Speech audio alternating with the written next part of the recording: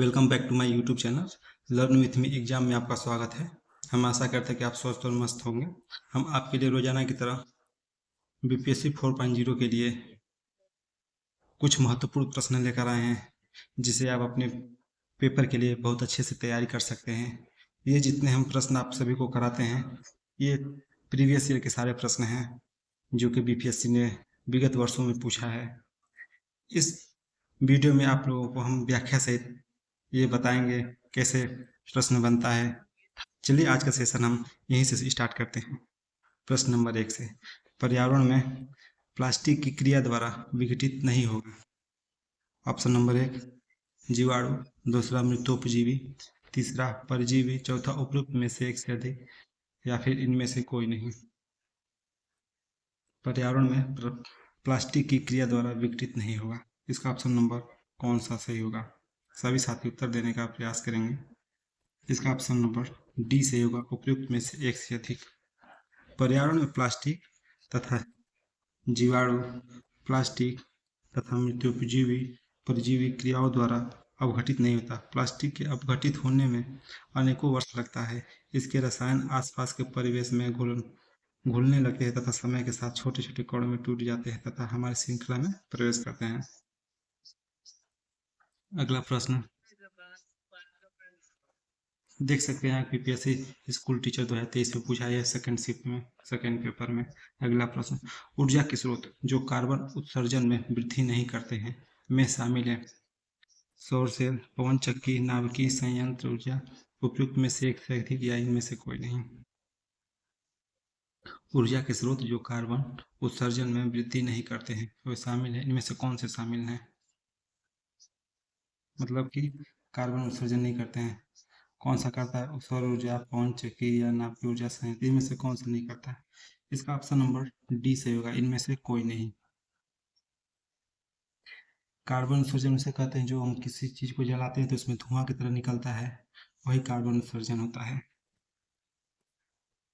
अगला प्रश्न देखिए, अभी बीपीएससी स्कूल टीचर 2023 में पूछा गया है। आहार श्रृंखला में शाखान्वित श्रृंखला को कहा जाता है। आहार तंत्र, आहार स्तर, आहार जाल, उपयुक्त में से एक से अधिक या इनमें से कोई नहीं। सभी साथी उत्तर देने का प्रयास करेंगे, इसमें से कौन सा सही होगा? इसका ऑप्शन नंबर सी सही होगा, आहार जाल, जो कि आहार श्रृंखला में शाखान्वित श्रृंखला को कहा जाता है। विभिन्न आहार श्रृंखलाओं की लंबाई एवं जटिलता में बहुत अंतर होता है। सामान्यतः प्रत्येक जीव 2 या 2 से अधिक जीवों द्वारा खाया जाता है। जैसे एक स्तर से दूसरे स्तर, दूसरे से तीसरे स्तर तक ये नहीं जाता है।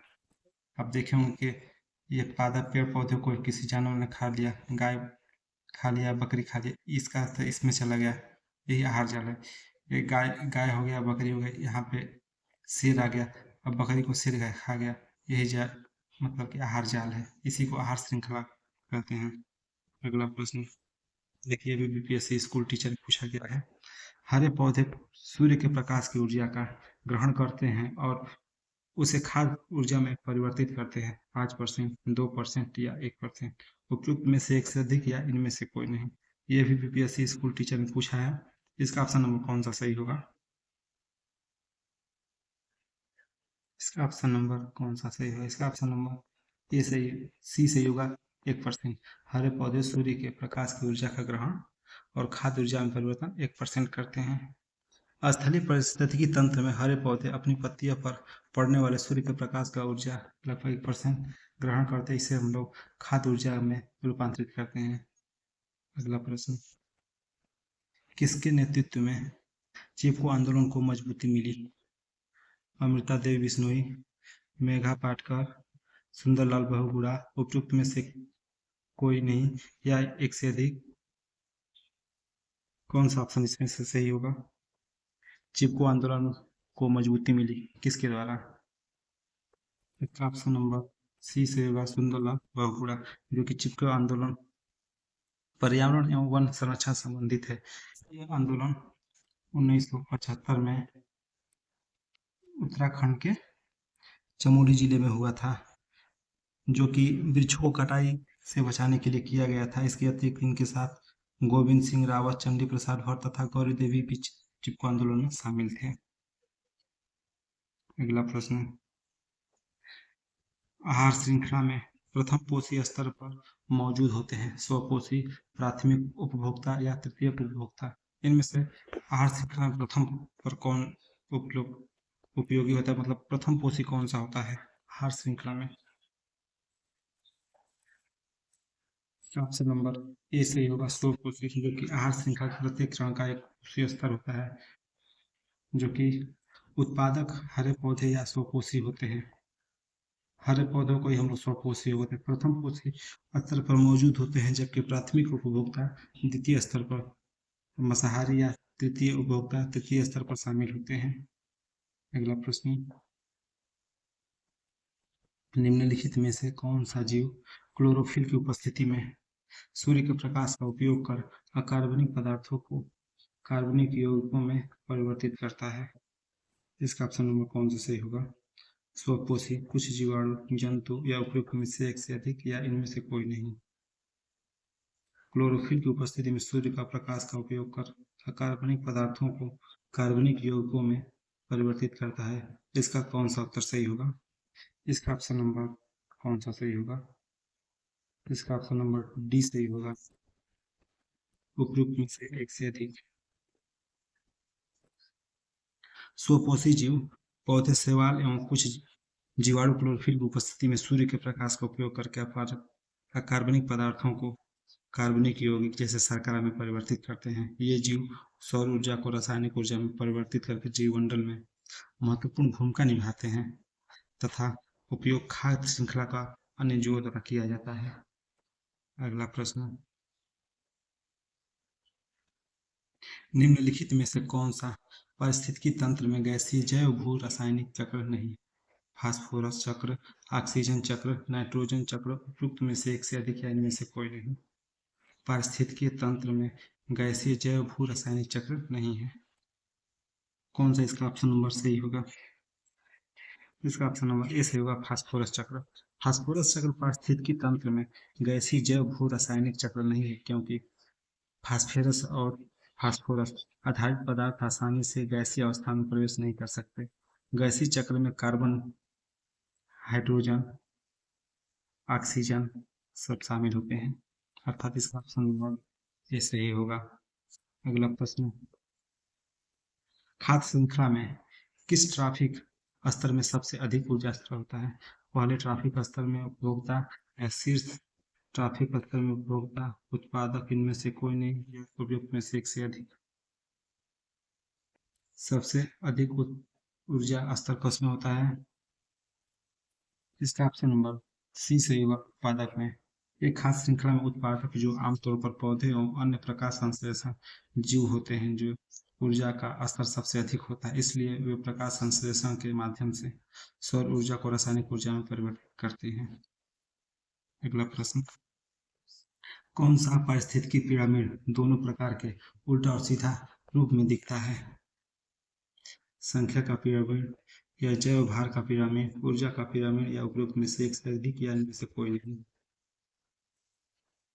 इसका ऑप्शन नंबर कौन सा सही होगा? कौन कौन सा पिरामिड इसमें से उल्टा सीधा दिखता है? इसका ऑप्शन नंबर डी सही होगा, एक से अधिक। संख्या का पिरामिड वो होता है जो, यह पिरामिड प्रत्येक कोशीय स्तर पर जीवों की संख्या को दर्शाता है, जो कि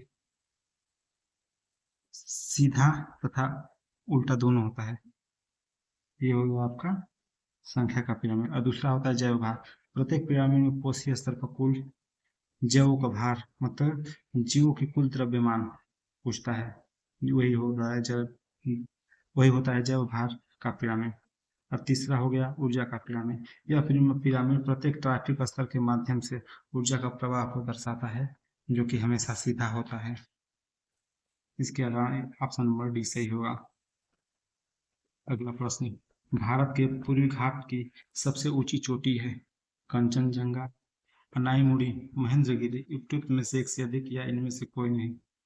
ये देख सकते हैं बीपीएससी टीआई 3.0 में पूछा है 11 और 12। इसका ऑप्शन नंबर कौन सा सही होगा? भारत के पूर्वी घाट की सबसे ऊंची चोटी कौन सी है? सभी साथी उत्तर देने का प्रयास करेंगे। इसका ऑप्शन नंबर इनमें से कोई नहीं, जो कि संपूर्ण पूर्वी घाट में सबसे ऊंची चोटी, पूर्वी घाट में सबसे ऊंची चोटी झीदांगड़ा, जो कि झीदांगड़ा है, जो कि आंध्र प्रदेश के विशाखापट्टनम में अवस्थित है। आंध्र प्रदेश के विशाखापट्टनम में अवस्थित है। इसकी ऊंचाई 1690 मीटर है, जो कि सीतम्मा कोंडा और अमरकोंडा के नाम से जाना जाता है। तथा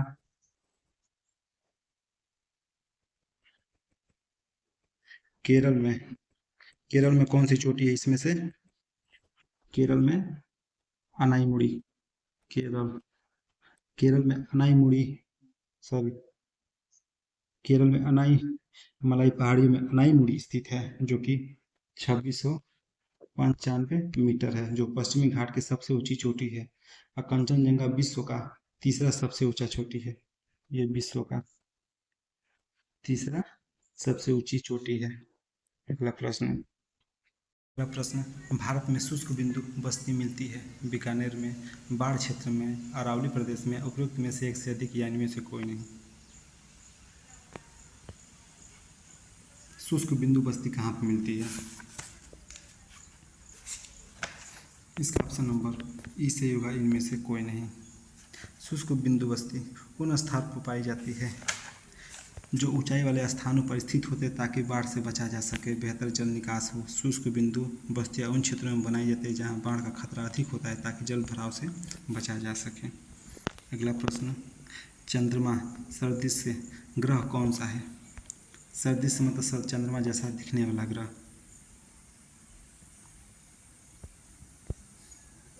चंद्रमा सदृश ग्रह कौन सा है? मंगल, बुध, पृथ्वी। उपयुक्त में से एक से अधिक या इनमें से कोई नहीं। इसका ऑप्शन नंबर बी सही होगा, बुध। जो कि ग्रहों में मात्र बुध और शुक्र ऐसे ग्रह हैं जो चंद्रमा की तरह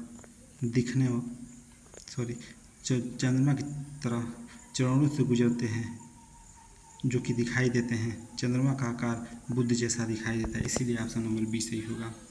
अगला प्रश्न। तेहरान किस पर्वत स्थित है? तेहरान किस पर्वत पर स्थित है?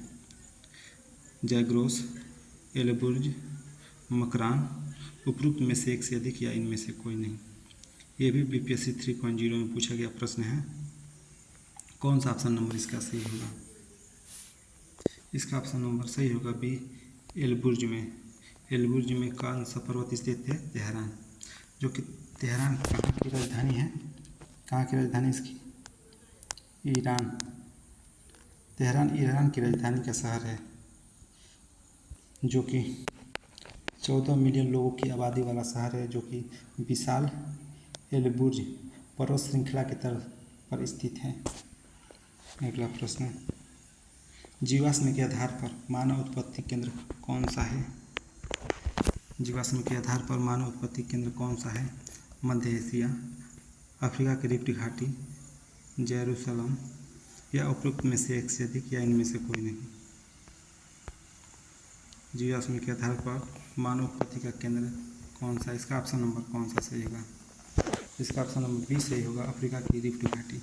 जो कि जीवाश्म के आधार पर मानव की उत्पत्ति 25 लाख पहले ऑस्ट्रेलोपिथेकस नामक वानरों के एक चिन्ह से हुआ था। उस चिन्ह का क्या नाम था? ऑस्ट्रेलोपिथेकस। उस बंदर जीन का नाम था ऑस्ट्रेलोपिथेकस थेकस, जो कि बानरों का एक प्रजाति है। इन जीवाश्मों को पूर्वी अफ्रीका एवं अफ्रीका की रिफ्ट घाटी क्षेत्र के नाम से प्राप्त होता है। अगला प्रश्न, आज का यही लास्ट प्रश्न है। इनमें से कौन सा कथन वनस्पतियों और जीवों की कमी का वैध कारण नहीं है? इनमें से कौन सा कथन वनस्पतियों और जीवों की कमी का वैध कारण नहीं है? बृहद पैमाने पर योजनाओं का विकास, कृषिगत फैलाव, चराई और जलाने की लकड़ी की एक भी कारण। उपयुक्त में से एक से अधिक या इनमें से कोई नहीं। वनस्पतियों और जीवों की कमी का वैध कारण नहीं है। इसका ऑप्शन नंबर कौन सा सही होगा? इसका ऑप्शन नंबर सी हो, चराई और जलाने की लकड़ियों की एक भी कारण, जो कि वनस्पतियों और जीवों की कमी का कारण नहीं है।